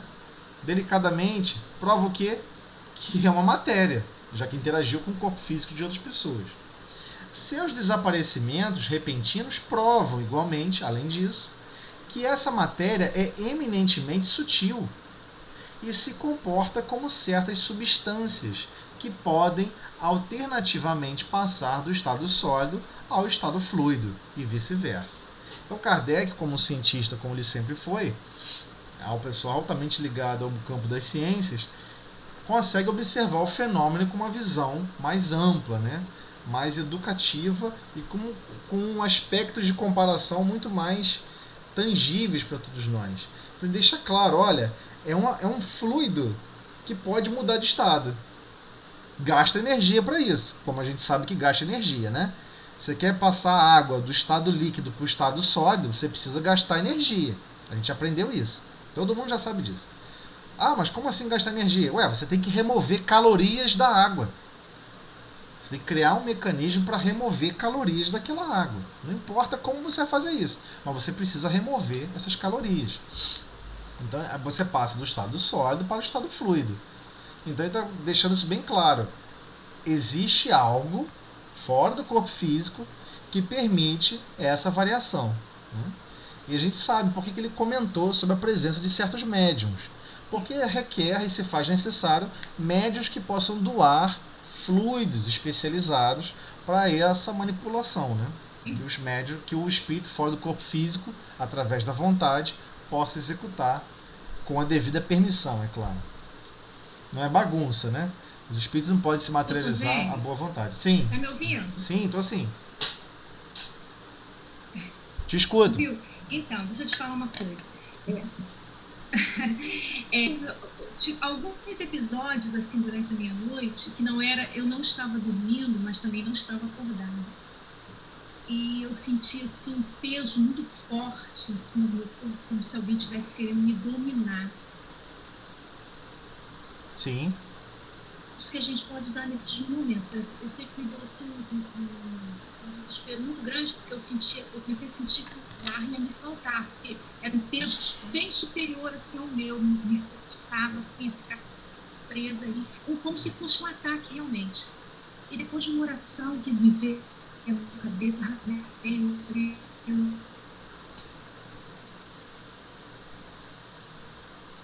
Não te escuto mais. se desfez. Picotou. Picotou?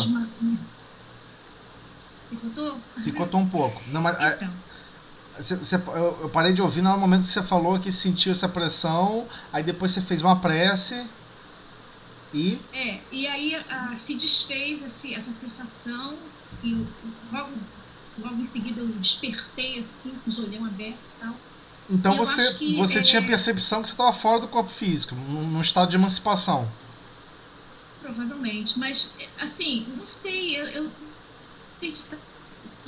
abri os olhos, mas quando eu estava passando por essa experiência, eu estava de olhos fechados, eu sei disso. E como se eu quisesse abrir e não conseguisse. E depois, quando a prece... Mas assim, eu digo o seguinte, essa sensação do peso, porque eu não vi nada, eu não via nada, eu só sentia no meu corpo. Pode ter sido uma sensação assim mesmo, né?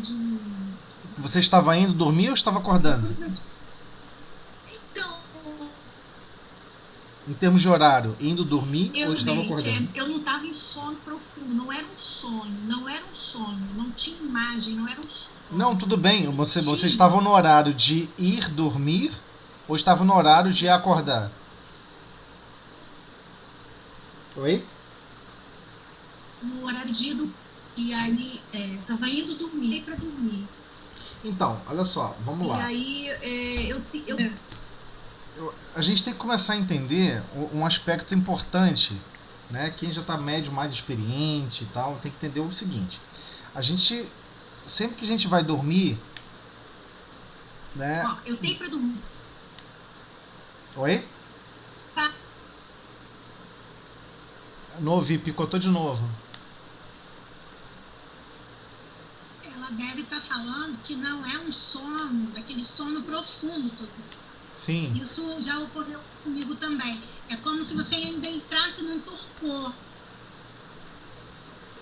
Aí Então, vem você sente o peso desse perispírito, desse espírito em cima de você.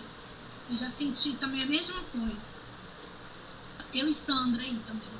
Então, é difícil detalhar o que acontece nesse sentido, porque entenda o seguinte, nós quando deixamos o corpo físico do período chamado noite, né, essa coisa que as pessoas chamam de sono, a única coisa que você fica fazendo, que você não fica fazendo é dormindo.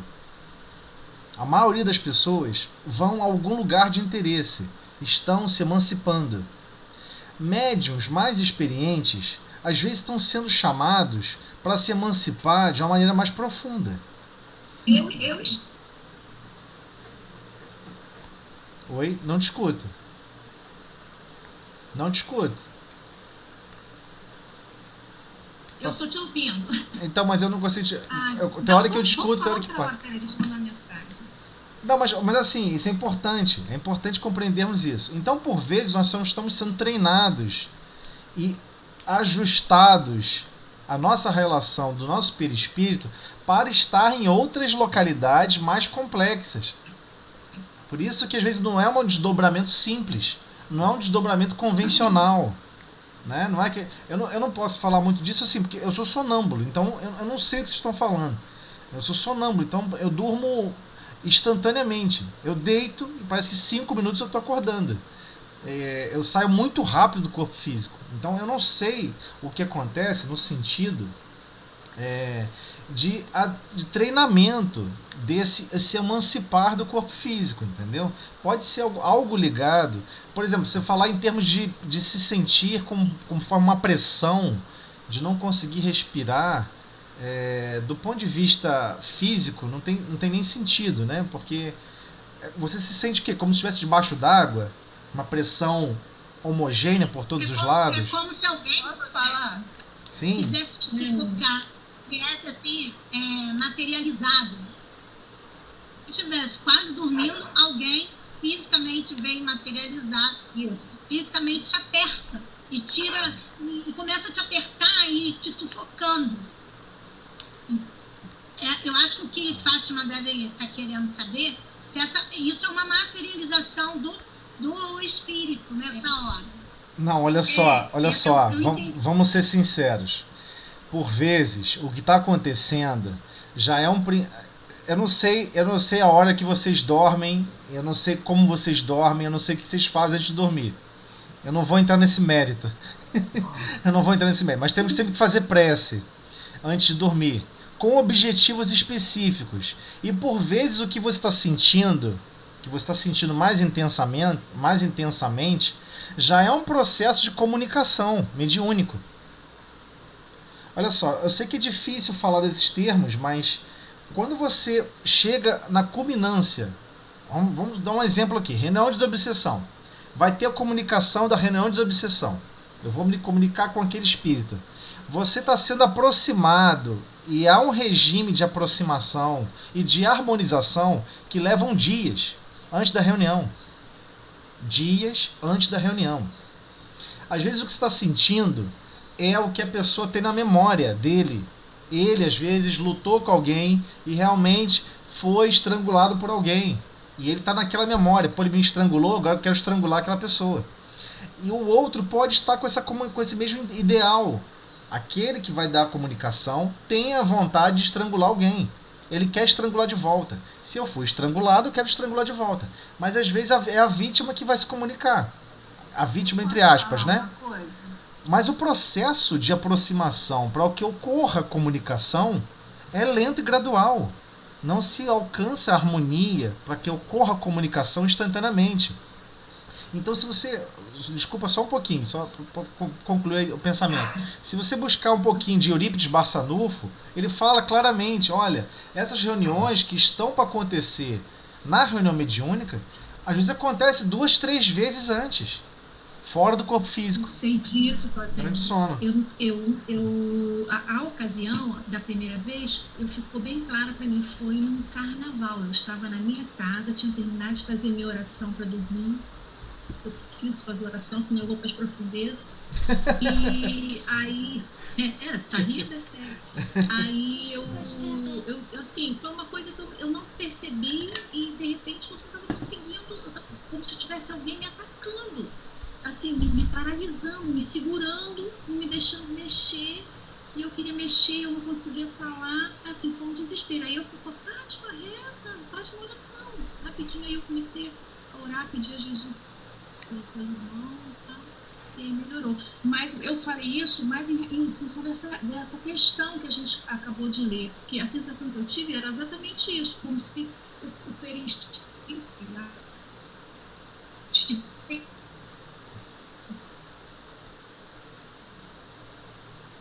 Não te escuto agora. Agora ficou em silêncio total.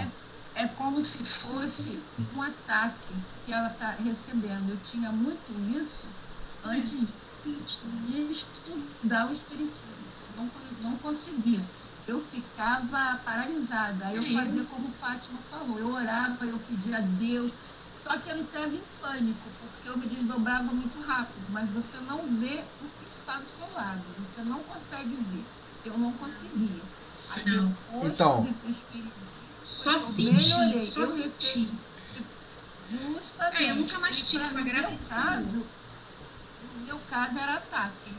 Eu estava recebendo um ataque. Depois que eu entrei aí eu sei porque foi feito, né? Veio. Então, mas eu posso afirmar 95% das vezes, 98% das vezes, não tem nada a ver com ataque. É mediunidade pura. Nós somos médiuns fora do corpo físico. Nossa, eu também sinto que alguém está, às vezes durante a comunicação mediúnica, eu sinto que alguém quer pegar o pescoço do outro. Eu me sinto mal, eu sinto enjoo, eu sinto isso, eu sinto aquilo. Sim, porque é uma comunicação pensamento a pensamento. O complexo da mediunidade é isso, né? Não, eu sinto muito isso. Assim, nesse caso eu tinha medo. É totalmente diferente. Então, a gente vai... Eu tinha medo, eu conhecia, ele me arrastava. Então, eu sinto cheiro de vinho, cheiro de álcool, cheiro de flor, flor de sim. Eu chegando dele, Belinha tá sentindo? Não tá sentindo? Um cheiro horrível de flor de cemitério. Ai, mas assim, isso tudo eu sinto em casa. Às vezes eu fico levantando meu pé, que parece que eu pisei, eu tenho cocô de cachorro. Um cheiro horrível. Ué, sim. Sim. Eu concordo com você, isso acontece. É a sensibilidade do médium, sem dúvida. E quando na reunião a gente fica assim... Não ouvi, pode repetir? Quando na reunião a gente... É quando assim na reunião, às vezes as reuniões vão passando e você vai ficando assim, sem acontecido assim, você vai ficando num vazio, não vem nada, é como se você estivesse num vazio. Nada, nem pensamento, nada, é um vazio. Então, mas temos que compreender, nós vamos estudar um pouco mais à frente, não sei se é o caso, estou supondo, por vezes o espírito que se aproximou, ele realmente não vai falar. Por vezes ele só precisa perceber as sensações do corpo físico. Ele precisa perceber tato, ele precisa perceber olfato, ele precisa perceber uma outra forma de pensar, um outro tipo de equilíbrio, ele precisa perceber um outro tipo de visão, entendeu? Ele precisa perceber essas características que ele esqueceu, ele não lembra mais. Isso também acontece na reunião mediúnica. Espíritos que estão muito tempo prisioneiros a certas localidades e circunscritos a certas formas, que ele tem espírito que desencarna odiando, né? Tem ser humano que desencarna odiando a experiência humana, né? Que nunca mais quer voltar à experiência humana, mas não é assim que funciona, né? Essa é a diferença entre ser criador e criatura. Então, para aquele que é criatura, precisa se readaptar à experiência humana, Então, por vezes, alguém que está sendo preparado para reencarnar, ele precisa ser harmonizado novamente com relação aos sentidos do corpo físico. Então, às vezes, pode ser que tenha uma aproximação onde ele só vai perceber o sistema nervoso central do médium. Mais nada. Ele não está ali com aquela função de se comunicar. Pode acontecer também, ok? Não estou dizendo que foi isso. Estou dizendo que é uma possibilidade, né? Tem várias possibilidades em relação a isso. Gente, o tempo aqui passa numa velocidade muito alta. Eu sei que o assunto é altamente empolgante. Esse assunto vai voltar várias vezes, especialmente quando chegar na parte de desdobramento. Um capítulo que vai tratar de desdobramento, ok? Então, terminamos aqui vamos iniciar na próxima, 8h58. E eu peço desculpa a vocês só por causa do tempo, realmente. Essa sala só tem mais 3 minutos. Vamos, então, fazer a prece de encerramento. Vamos ver... Deixa eu ver aqui na lista. Sandra, faz a prece pra gente de encerramento? Faço sim. Tá bom, vamos lá. Jesus, mais uma vez, Senhor, nos voltamos a Ti, agradecendo, Senhor, pela oportunidade de participar desse estudo, pela oportunidade, Senhor Jesus, de ampliar o nosso entendimento acerca da mediunidade, para que possamos, Senhor, nos equilibrar. Muito obrigada por tudo, Senhor Jesus. Senhor Jesus, com esta prece, agradecemos por tudo que temos recebido, pelas orientações que sempre nos são inspiradas, que não são nossas, são da Tua divina providência de amor e sabedoria, e pedimos, Senhor, ajuda e amparo para mais uma noite de sono, para todos aqui presentes e aqueles que estão ligados aos nossos pensamentos, que possamos ir para os locais de tarefa, de desenvolvimento, sempre com boa vontade e coragem, para exercer as vontades que Deus aguarda de cada um de nós. E assim damos por encerrada a reunião do estudo do Livro dos Médiuns da noite de hoje. Que assim seja, graças a Deus. Boa noite. Boa noite. Boa noite.